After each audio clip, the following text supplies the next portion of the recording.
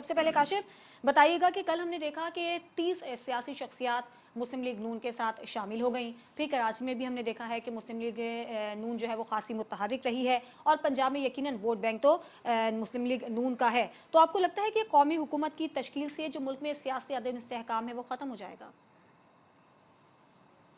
बिस्मिल्लाहिर्रहमानिर्रहीम। शुमाइला, जो भी नून लीग की क़यादत की पॉलिटिकल एक्टिविटी है, इसमें कहीं पे कोई ये शाइबा नहीं जाता कि कोई कौमी हुकूमत की फॉर्मेशन के लिए काम हो रहा है। इस तमाम मूव को अगर बारीक बीनी से देखें तो ये लगता है कि मुस्लिम लीग नून पूरे पाकिस्तान में सिंगल हैंडेड मेजॉरिटी पार्टी के तौर पे अपनी हुकूमत बनाना चाहती है। और जो दूसरी लार्जेस्ट पार्टी है पीपल्स पार्टी, उनको शायद वो अपने साथ कैरी नहीं करना चाहते हुकूमत में। और तहरीक इंसाफ जो है वो अभी तक अनप्रेडिक्टेबल मोड में है। गो कि ये कि उनकी अपनी तैयारियां जारी हैं और मेरे ज़राए के मुताबिक शायद दिसंबर के फर्स्ट वीक में तहरीक इंसाफ कोई बड़ा सरप्राइज़ देने की पोजीशन में हो जाए, उसके ऊपर भी काम जारी है। सो अगर नून लीग बलूचिस्तान में नवाज शरीफ साहब, शहबाज शरीफ साहब, मरीम नवाज साहिबा और कैप्टन सफदर साहब पड़ाव करके बैठे हुए हैं और तमाम छोटे बड़ी दीगर जमातों के अकाबरीन को अपनी जमात में शमूलियत की दावत दे रहे हैं और शमूलियत करवा चुके, और लश्कर रईसानी साहब को भी ऑफर दी जा चुकी है कि वो भी नून लीग का हिस्सा बने। तो इसका मतलब ये है कि नून लीग जो है वो कोशिश करिए कि सादा अक्सरियती पार्टी बन के और वो हुकूमत बनाए, और उसके बाद वो अगर किसी जमात को इश्तराक इक़्तिदार में लेके आएगी तो उसकी वजह सिर्फ हुकूमत के नंबर को स्ट्रेंथन करना होगा। अदरवाइज मैं ये समझता हूँ कि तहरीक जो इस टाइम नून लीग है उसकी कोशिश ये है कि जो सादा अक्सरियत है 180 का नंबर जो है वो उनका अपना बन जाए, ताकि वो बैसाखियों पे ना खड़े हों, मजबूती से खड़े होकर अपना काम करें। लेकिन मुझे इस तमाम मूवमेंट के ऊपर एक बात पे एतराज है।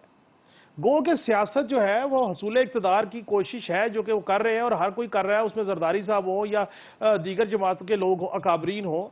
मुझे इतराज इस बात पे है कि अगर आपने इन्हीं सियासी अपॉर्चुनिस्ट लोगों को अपने साथ मिला के ये तमाम काम करना है, तो फिर उन लोगों का क्या वेट होगा जो लोग मुश्किल वक्त में अपनी पॉलिटिकल लीडरशिप के साथ खड़े रहे, जिन्होंने ज्यादतियां बर्दाश्त की, मुकदमात बर्दाश्त किए, अपनी कॉन्स्टिट्यूंसीज लूज की, अपने इलेक्शन लूज किए, और आज भी वो लोग सरे फहरिस्त है इस नून लीग की जमात में जो इनको धोखा दे के चले गए।